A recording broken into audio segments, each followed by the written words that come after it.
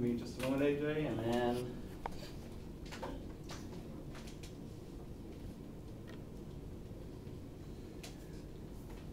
you can get started at any time. Hi, I'm AJ, and I have a problem. There's one addiction that most teens and many adults have alike. In fact, it is safe to say that 75% of the people in this room probably have it, and that's a lot of us. I've already admitted that I have it. Do you? Can anyone guess what that addiction might be? I am addicted to social networking sites. It all started a few years back when I got my very first cell phone. That cell phone had texting capabilities. I got it to keep in touch with my parents, but eventually I started off sending a few messages here and there to my friends, and then I wanted a Facebook account, and the rest is history, as many before me have said. You might be an addict yourself, but you just don't know it yet. Well, what is a social networking site? A social networking site is a site for individuals interested in things like friendship, dating, and even for finding work. There are many different types of social networking sites. There's Facebook, the one that I'm addicted to, which has about 500 million users. Twitter, which has about 191 million users. And Skype, which has about 521 million users. I myself have a Facebook, a Twitter, and a Skype account. So what is an addiction? An addiction is the state of being enslaved to a habit or practice to such an extent that its cessation causes severe psychological or physical trauma, according to dictionary.com. There are many signs of being an addict. There's checking your accounts multiple times an hour, or getting stressed out when someone doesn't respond to your friend request or post. Some people are so addicted that they are even on their social networking accounts while they are driving. This has become a problem in many cities around the world, and it's even a felony to text and drive. Some people are so addicted that they are on their social networking accounts while they are in the bathroom. Can you believe that? People are in the bathroom while trying to be social. When I was younger, we used to read magazines. Not anymore. Now we read a computer screen. A lot of people around the world have this addiction too. About 3 million to be exact. And it's classified as Facebook addiction disorder. A lot of minutes are spent on these sites too. About 6 billion to be exact. That's equivalent to about 15 years of the average life. And 6 billion minutes is double the amount of minutes spent on Google.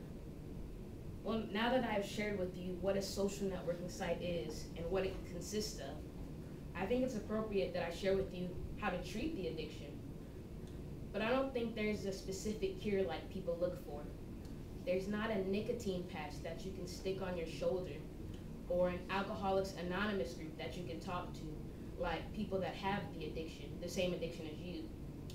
But maybe the addiction isn't all that bad. Sure, things like cigarettes and alcohol, when you're addicted to those, they hurt your body. But I don't think reading a computer screen hurts your body any more than doing something practical like watching TV would. So now that you have all of this information, do you think that you have the same problem as me? Thank you, AJ. There are topics on the podium back there. You will have, just a second here.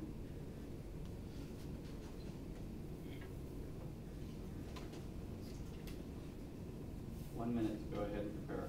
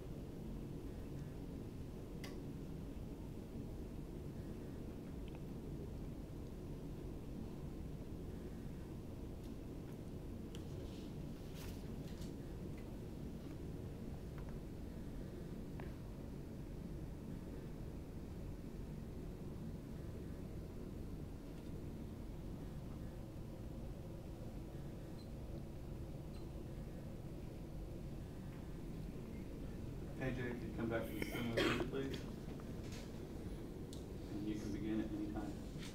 We all have read those books or movies, and we relate to those characters. And we all relate with them in a special way.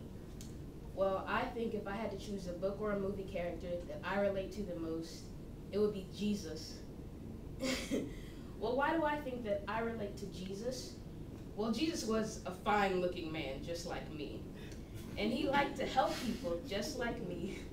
And lastly, he was a great man that always thought about others first, just like me. Well, let's start off with the good-looking. As you all can see, there's some fine men in the audience, but I have to say I take the cake for the best-looking one. Just like Jesus. He was a great man that always looked good. He had the nice hair, he had the beard, and eventually I'll have that in a few more years. And he always helped people. And I think that I'm pretty good at that. If I see someone in trouble, I'll try to help them the best I can. Maybe it doesn't always turn out how it's supposed to, but I always try my best. And lastly, I think I relate to Jesus is because I always think about others first, which I think is a really good quality for everyone to have. If you think about others, if everyone thought about others first, the world would be a much better place, because America is pretty selfish sometimes, and Americans themselves, and I think if people thought about others before themselves, America would just be a lot better, because there wouldn't be as much problems in the world that are caused by selfishness. So that's why if I have to identify one character from a book or movie that I relate to the most, it would have to be Jesus. Thank you. AJ, would you go ahead and go down and get Caitlin, please?